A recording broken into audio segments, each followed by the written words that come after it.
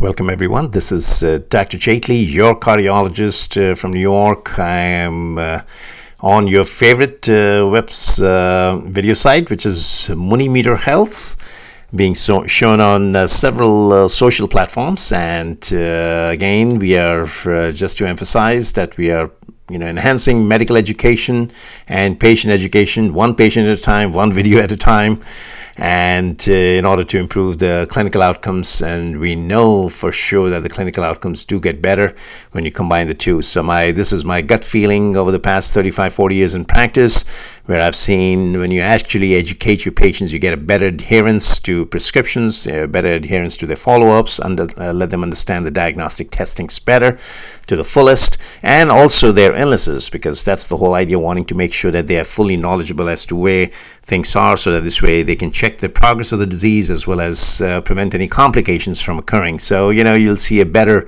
outcome automatically. And of course, medical education is primarily to the medical fraternity like us, the doctors, the residents, the fellows, the students, etc., and my colleagues.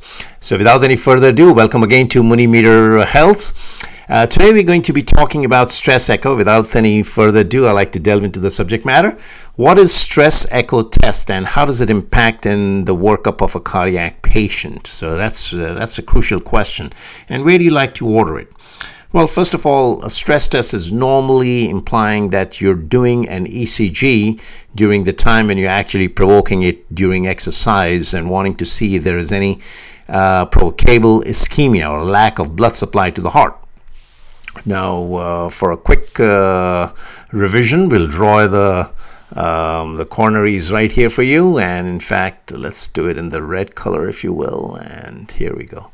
So that becomes your heart from outside. And here's your aorta coming out. And then, of course, your valves here. And the left divides early on, becomes the circumflex here. This becomes the left anterior descending artery, eventually going to the apex pretty much, and rendering some branches which will eventually intermingle and provide the blood supply to the intervening muscles in between, the myocardium, if you will. And of course the right also extends all the way down to the apex. So these are your coronaries. Now the coronaries are being assessed here while the aorta is sending the blood over to the rest of the body. So essentially what you're looking at is the outside of the heart, chiefly the coronaries, in order to see indirectly or directly, is there a myocardial segment dysfunction that arises during the course of exercise or provocable ischemia, which will be seen on a stress echo image. So the protocol is such that the patient, as soon as the patient arrives, the patient is given a resting state images, and it's called the quad screen, as I've already drawn it for you, so this way we save time quickly. And so here, this is your long axis view, the famous long axis view, where the aorta is right here, the mitral valves, and this is your left atrium. The blood is going in this direction and out into the aorta. Okay, this is your short axis view. And this gives you the anterior segments. These are your lateral segments. These are your inferior segment. This becomes your septal. Why? Because the right ventricle is sitting right here. Okay. And this is your 4AC apical, I call it, 4-chamber, 4C apical rather. And this is your 2C, or 2-chamber apical, or sometimes maybe a 3-chamber, because you see the aorta as well. So it could be depending upon 2 or 3. So here the blood is going obviously in this direction, and here the blood is obviously going in this direction into the outflow tract, and likewise this is of course the blood going on the right side of the heart. So these are your right atrium, these are your left atrium, this is your left ventricle, and this becomes your right ventricle. So I've just labeled these segments for you. So, but the short axis is a very good picture, because that gives you exactly where the myocardium is involved, and should there be any wall motion abnormality, one could immediately pick that up. Because remember, the wall motion abnormality will be only defined, and that's what we are looking at. The wall motion abnormality will be seen if the walls do not move in all directions at the same time. If any of these walls are not moving, then it's called akinesia. If the walls are moving not efficiently, or weakly rather, not strong enough, then they are called it's called hypokinetic segment. And if the walls are, on the contrary, during the rest of the systole, when the whole ventricle is contracting, the wall moves outward, it's called dyskinesia. So you have a dyskinesia, you have an akinesia, and then of course you have a hypokinesia. Okay, so these are the various wall motion abnormalities one sees. You also look at the left ventricle ejection fraction. Obviously, it should be 50% or over, and anything less than 50 is considered as obviously mild, moderate dysfunction, depending upon how severely the left ventricle ejection fraction is down. You look at the valvular functions as well, chiefly the mitral regurgitation. You look at the aortic regurgitation, and if there is an aortic stenosis, of course, you take a lot of precautions because you don't want to subject somebody on a treadmill. So now it's a lot of work. So you do a lot of resting images completed, and that should take about roughly 5 to 10 minutes to get a good handle as to what's going on with your resting state of the heart. Now the patient is hooked up to a treadmill. This is your next step. So this is your first. Here comes your second step. The second step is where the patient is now hooked up with the EKG, all 12 leads attached to this coil, and then that's plugged into the computer here. So that's recording all these EKGs, as you see, and now the person is walking. Every 3 minutes, the treadmill changes its incline, and of course changes its speed. So it goes faster and a little higher, faster and a little higher, so every 3 minutes. And the patient is being monitored for heart rate, for blood pressure, for ECG changes, if there are any ST segment changes that are occurring. And of course you look at the maximum predicted heart rate for that person, because 220 minus the age is the maximum predicted heart rate. Say if somebody is 40-year-old, then the maximum predicted heart rate becomes 180 for a 40-year-old. Okay, so men and women both. So there is no sex difference there, gender difference there. So 220 minus the age is the magic formula. Exercise capacity, I obviously like to see if it's 8 to 10 minutes, 12 to 15 minutes, depending upon how well the person is tuned. Arrhythmias, you look for exercise-induced arrhythmias, and then of course you look at the recovery time till the heart rate comes back to normal. Less than 100 in the first 3 minutes should be a normal way to go. What are the indications now? That brings us to a very important point. Chest pain, especially of this when the suspicion is moderately high. So that's one. The second is the CAD assessment and localization. We know that the CAD is already existing in this individual, say from previous history. Patient has had history of angina, etc., and now it's coming back a couple of years later, for instance, to get a reevaluation of his or her CAD. Then you can assess it better because you can localize it also very carefully, because here you'll see the wall motions during the stress. And then the third is the diagnostic and prognostic use in CAD, and then of course the high-risk patients, especially the pilots, the school bus drivers, the train engineers, and people who have abnormal EKG to begin with, like a left bundle. I just gave an example here, left bundle exam.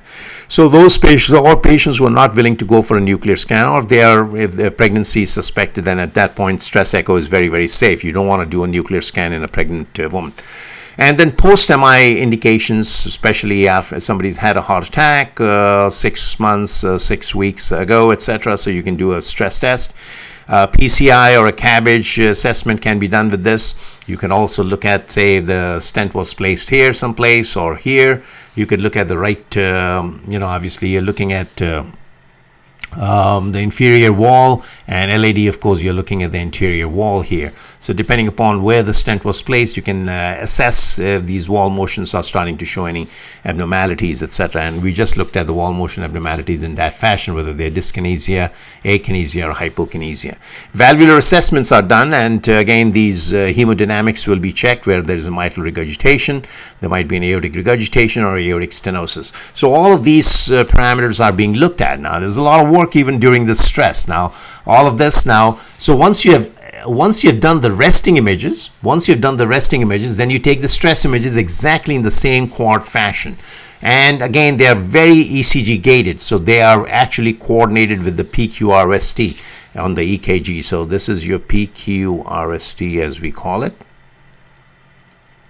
So they are all timed to this R or to these R intervals, and or to these R peaks. So ECG gated by the R, and so they are all pretty much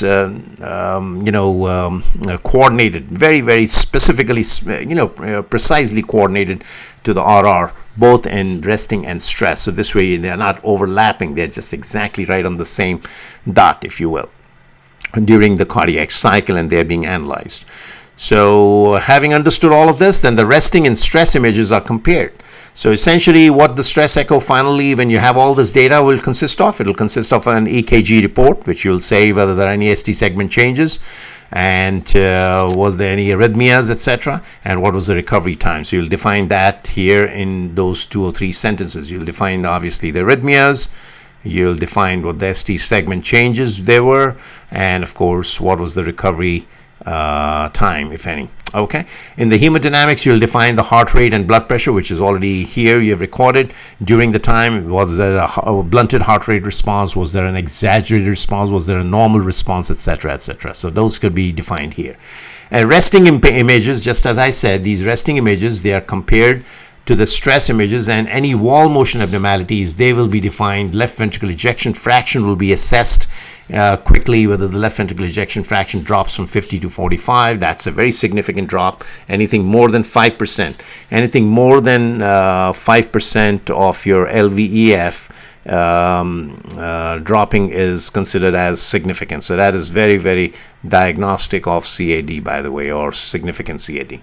Any new or worsening valvular hemodynamics, like if there was an MR which was present, that worsened. If there was an AR which was present, 2+ now becomes 3 or 4+, etc., etc. So all of these things will be analyzed. Okay, so stress echo is a wonderful non-interventional test. It does not use any radiations. It's absolutely safe in pregnancy, and of course at all ages you can perform.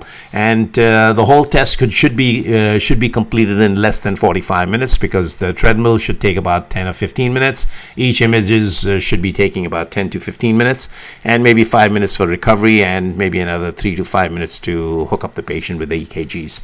And that's basically it. And so within 45 minutes to an hour, a patient can allow himself or herself to come to the doctor's clinic's office and get this test done. The only recommendation is somebody has to be NPO or nil orally for at least 2 to 2.5 hours prior to the surgery and prior to the stress echo. And other than that, no other precautions are required, unless the doctor specifies to take somebody off the medication. Only then take yourself off the medication.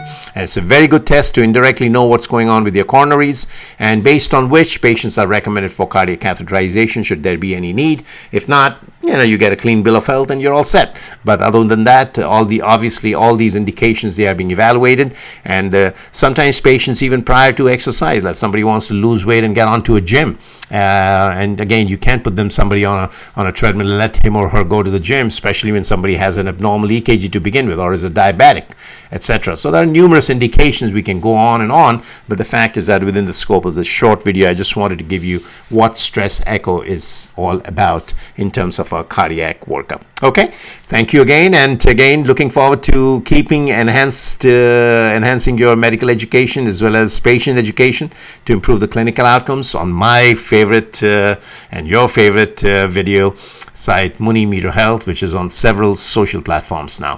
Thank you again for watching, and please continue to see us on the next video now, and so long.